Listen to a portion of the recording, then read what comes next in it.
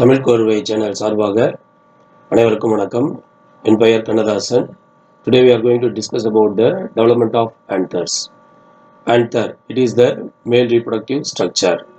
So this is the stamen and this part is a filament and this is the anther.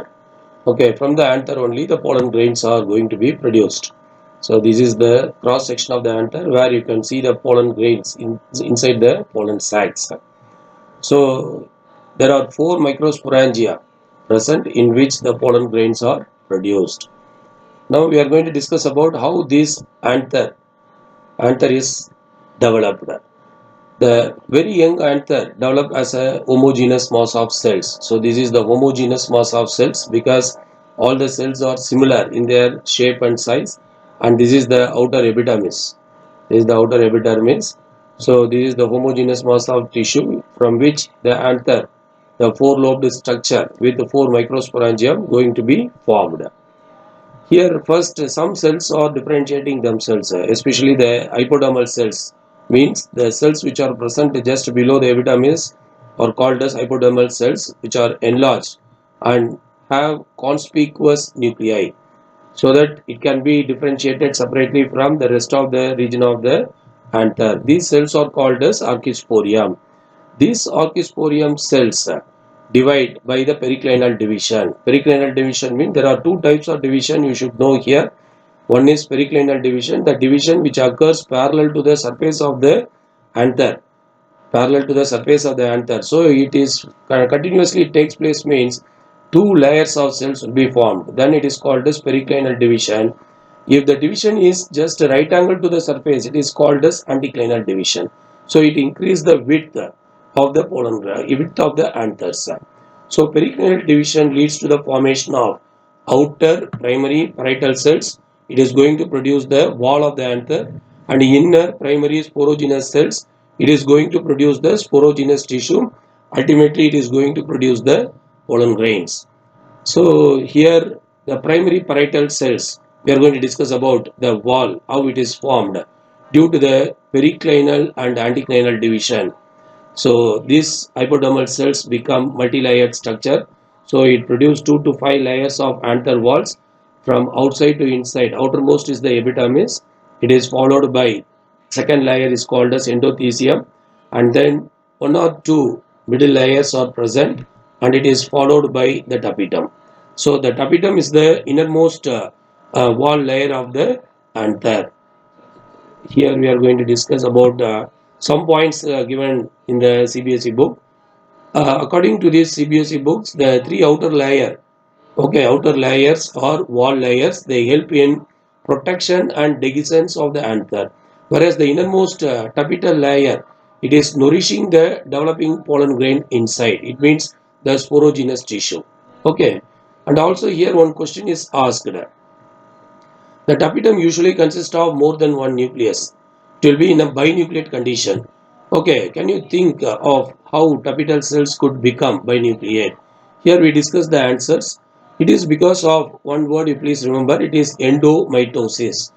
What is endomitosis? Nuclear division take place.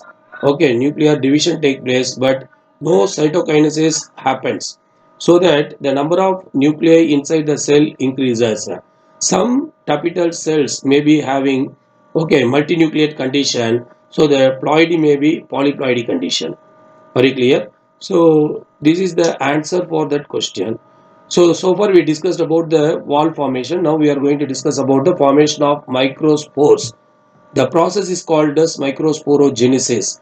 So if question microsporogenesis asked, it is the formation of haploid microspore from diploid microspore mother cell through meiosis.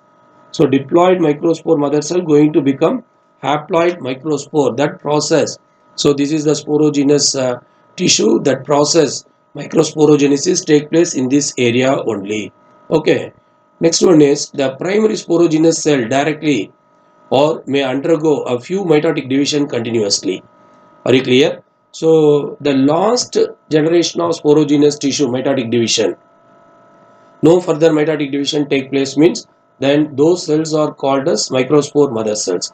So sporogenous tissue cells undergo continuous mitotic division. It may undergo, and finally one fine time it stop. At that time it is called as microspore mother cell. You see, microspore mother cell. That microspore mother cell going to undergo the meiosis. And you know very well meiosis occurs in two stages. One is meiosis 1. So that the microspore mother cell going to become 2 cells, and meiosis 2 leads to the formation of 4 cells. All these 4 cells are held together is called as tetrad. Okay, tetrad. All the 4 cells are held together. It is called as tetrad. Okay, so meiotically divide. I told you already. Microspore tetrad is formed, and these microspore tetrad, the cells of these tetrad may be arranged. Okay, in the form of tetrahedral, decussate, or linear manner, or T-shaped condition, or in a bilateral, isobilateral manner. Okay, microspore soon separates all that is the 4 cells which are present in the tetrad. You know, they are separated and form individual pollen grains in the anther locule, otherwise called as pollen sacs, and develop into pollen grains. But in some plants, okay, all the microspore in microsporangium remain held together. You see a bag-like structure in which all the microspores are held together, attached. Okay, this is called as this bag-like structure in which pollen grains are present is called as, or microspore present is called as pollinium. Okay, so even example calotropis, even the pollination take place. Okay, in the pollinium condition itself, the insects can carry the pollinium from one flower to another flower. Next one is compound pollen grains are found in Drosera and dry maize. Are you clear? Compound pollen grains are found in Drosera and dry maize. Compound pollen grain means it is aggregate of pollen grains either in the tetrad condition or in the diet condition or in the polyads. Many pollen grains join together and form one unit that is called as polyads. Okay, so these are called as compound pollen grains. These are referred as compound pollen grain. Most of the angiosperm families, okay, exhibit this type of pollen grain. What would be the ploidy? This is the CBSE in-text question. What would be the ploidy of the cells of tetrad? So if you are very thorough with the meiosis, you can easily answer this question. You know very well meiosis, that is due to meiosis, number of cell increases. Meiosis 1, meiosis 2 leads to 4 cells, formation of 4 cells, whereas the ploidy decreases in the meiosis 1 itself. So the tetrad consists of haploidy condition. And here I discussed about the, you may get some confusion about what is microsporangium and what is pollen sac. You see here very clearly given microsporangium. This is the microsporangium. This is one microsporangium. So each anther consists of 4 microsporangium. Sometimes this may be fused. Okay, this may be fused at the maturity. Okay, now we are taking the reference from the CBSE book. You may be preparing for NEET. So we are taking the reference from the CBSE book so that it is easy for you to understand. So the same structure here it is given as enlarged view of one microsporangium, part of one microsporangium showing wall layers that we have already discussed. So it is a one microsporangium. Okay, now the pollen sacs. So the cavity inside the microsporangium where pollen grains are present is called as pollen sacs. So I discussed about the development of anthers. I think you would have learnt about the development of anthers. Thank you for watching this video. If you like this video, press the like button, share it, comment on it, subscribe our channel and press the bell icon to receive our notification. And also you can ask your doubt through the email or in the comment itself. See you in the next video. Thank you.